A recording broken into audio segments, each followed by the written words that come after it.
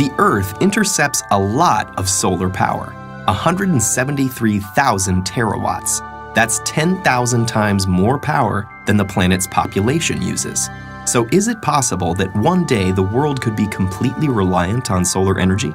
To answer that question, we first need to examine how solar panels convert solar energy to electrical energy. Solar panels are made up of smaller units called solar cells. The most common solar cells are made from silicon, a semiconductor that is the second most abundant element on Earth.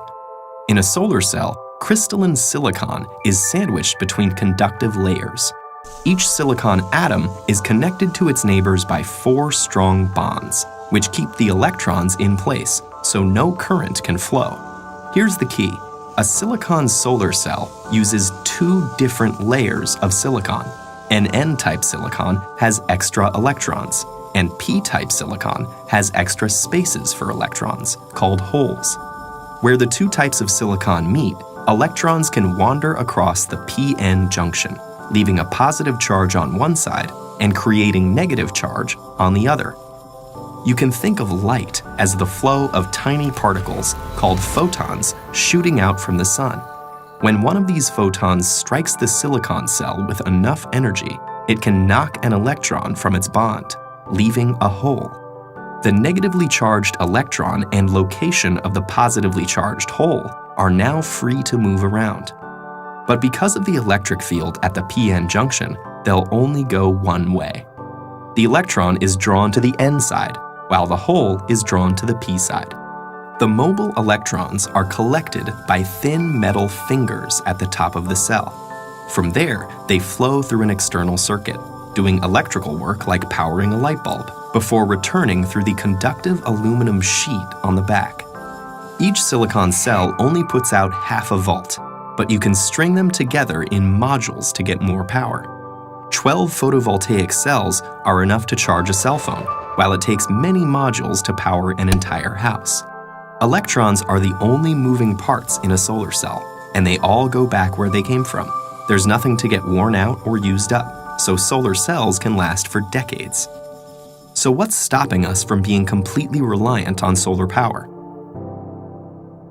There are political factors at play, not to mention businesses that lobby to maintain the status quo.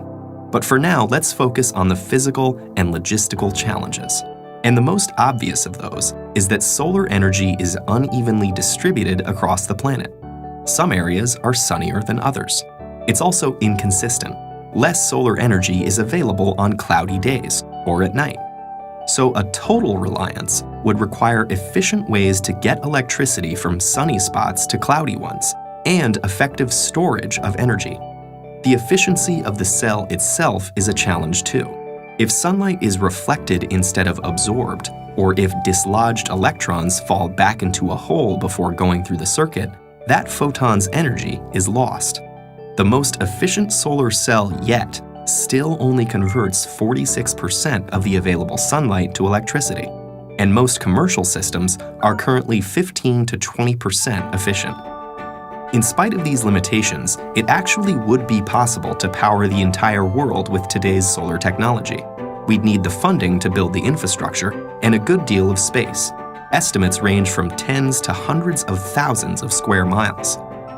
Which seems like a lot, but the Sahara Desert alone is over 3 million square miles in area. Meanwhile, solar cells are getting better, cheaper, and are competing with electricity from the grid.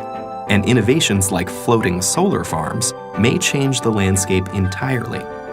Thought experiments aside, there's the fact that over 1 billion people don't have access to a reliable electric grid, especially in developing countries, many of which are sunny. So in places like that, solar energy is already much cheaper and safer than available alternatives like kerosene. For, say, Finland or Seattle, though, effective solar energy may still be a little way off.